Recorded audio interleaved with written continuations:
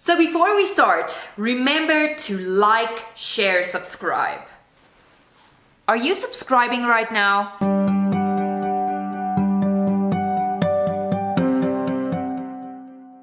So I want to congratulate you guys today on calling me out. This is, I said, a platform for your views, your choices, and your voices.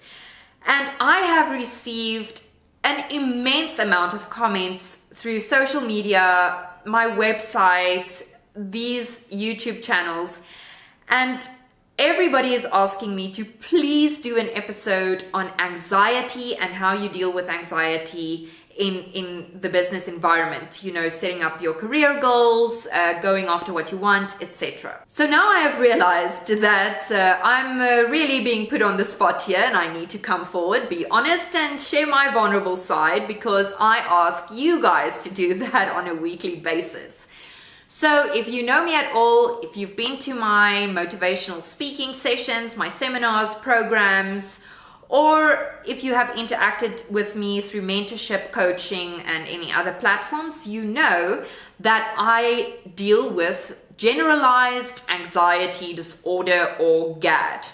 Yes, that's a real thing. It sounds so made up, but it actually is a real thing. I've been kind of open and honest about this because I do a lot of coaching and I work with a lot of young professionals, and I experience a lot of anxiety and high levels of stress coming from these individuals as they enter these new phases in their lives, making career choices, building careers, deciding whether they want to start families or not, and everything else that kind of comes into that and creates stress. So to just get you all on the same page, if you have ever legitly experienced a panic attack, you know that it is one of the most terrifying, worst experiences of your life. Now, I've always been a kind of anxious individual, no getting around that one. I think you could really equate it to sometimes you're in the front of the line when certain things are being dished out. Like some people are really good at math, others are good at languages, etc., etc. And although I was at the front maybe, or close to the front to certain things being dished out, I was definitely at the back of the queue when a nervous system was provided. And I've accepted that. So now, how do I deal with this on a daily basis? I'm guessing I received so many comments that ask this exact question because others, more than I actually realized initially, also deal with this. Perhaps not to such an extent, but definitely with how to manage stress effectively, manage anxieties effectively, and still build a good career and a good life for yourself. I really find that for my mindset, it helps a lot to know exactly how I label this. You know, when you go to a really cool restaurant, you get a nice plate of food, it's really well presented, it looks beautiful, and you already kind of taste how awesome it's going to taste because this visual picture just gives you that kind of head start. As opposed to another restaurant that makes really good food, not so great on the presentation, and you have this preconceived idea that it might not taste as good. It's kind of the same concept. So I like to describe it as I deal with it because this gives me a sense of power. I am in charge of it. I manage it. It does not manage me, and it also doesn't drive me. Number 2, numero duo. Oh, that was just horrible. We'll delete that part. Is acceptance. I accept that this is the way it is. I can manage it. I know how to manage it. I know how to listen to my body, and I know how to not let it get me under. But in order to do that, I need to accept that this is the way it is. Some are going to be good days, some are going to be bad days, but I can't get up every single morning and fear a freak out. Sometimes I'm going to have to stop next to the highway and rip out my brown paper bag. Other days, I'm going to have awesome days. And this isn't going to be an issue at all. So I have to learn to accept it. And this is the hardest one because I myself am still struggling with that. It's something that you have to really, really focus on every single day, remotivate every single day, but it really does change your life and it brings down your anxiety to such a degree if you just accept it. Third is humor. Not everything can be as serious as it seems, right? So we have a running joke in the house that if we have a little bit of a tiff or an argument, or I've had a particularly stressful time, my husband will sometimes just say, you know what, please just don't have a panic attack.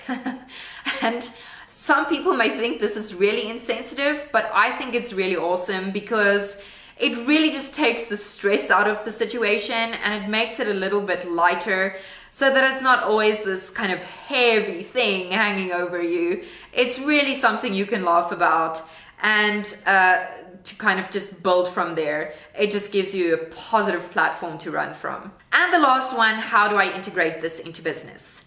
Here's the thing. Business is stressful. It will always be stressful. Your diary will always be full. You will always have a million things to do. And if you are a person that is prone to stress, even if you are a person that's not prone to stress and you feel yourself really, really vulnerable and stressed out in this moment, it's probably going to continue for a while. Why? Because we all go through these episodes. We all go through times in our lives that are just a little bit more stressful than others. Times that you have more pressure than other times. And this will change. Sometimes it will be more pressure related to your family side. Sometimes it will be more pressure related to business. But you just need to understand how to deal with it. And you already have the answer to that. The huge thing about dealing with stress is listening to your body. You know your body.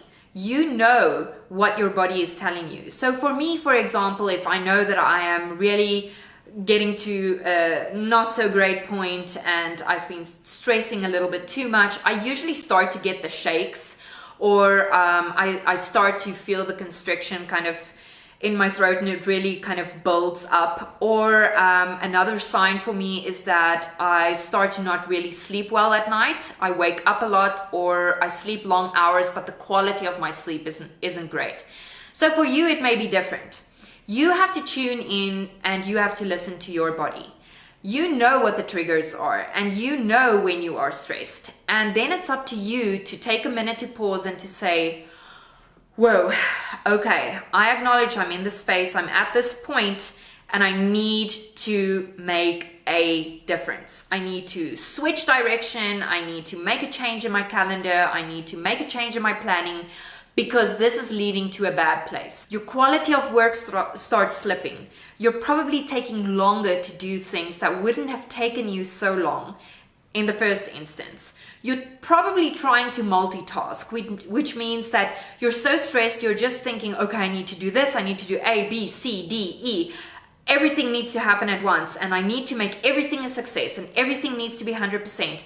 So then you start multitasking. When you start multitasking, your stress levels go up even more because you're placing so much pressure on yourself. It also bleeds into other factors of your life, such as your sleeping patterns, how you interact with your family, and also how you interact in business dealings, how you handle meetings, how you communicate with others, and how you communicate with colleagues. The only way that I have found for me to really deal with this is to stop it in its tracks.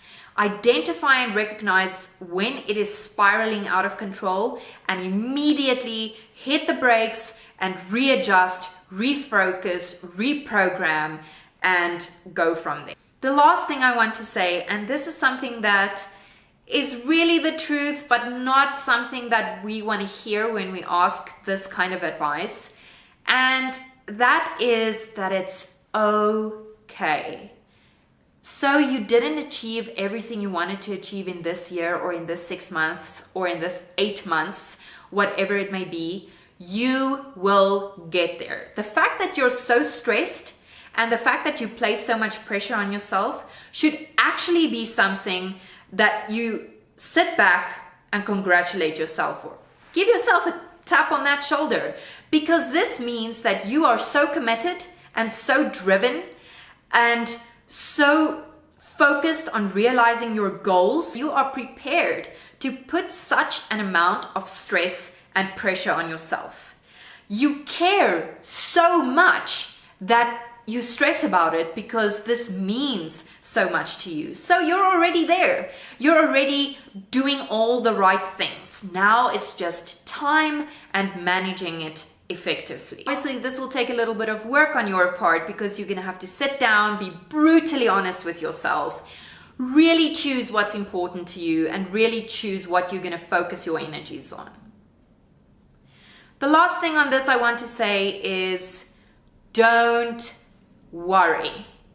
If you have a little bit of a meltdown, if you find that you're really stressed and anxious, it's not the end of the world. We all go through it. We really, really do. I mean, I'm a living, breathing example, right? I'm sitting here filming a YouTube episode on how stressed I am. So it's really something that really shouldn't carry such a big stigma. It's okay. It's okay. We all go through it and you can get through it. Just manage it effectively. Start from the beginning, plan, decide, be realistic. Then also make sure you have a good support network. Now, this is something that I have been incredibly blessed with, because a good support structure is absolutely crucial. And this is where it gets difficult, because I have so many young professionals that come to me and say, listen, this is the area where I struggle. I don't have that support network. I don't have that understanding. I don't have that someone that would listen and give guidance and mentorship and say it's okay. I want to tell you today that I am your support network. You have me on social media, you have me on WhatsApp, most of you have my personal email address. I really hope this video helped you today. And if nothing else, I want kudos and likes, right, for sharing this with you today. So make sure you're subscribing to this channel. So thank you so much for this great session. Thank you for interacting with me. Thank you for supporting me. And then from me, it's ciao. Until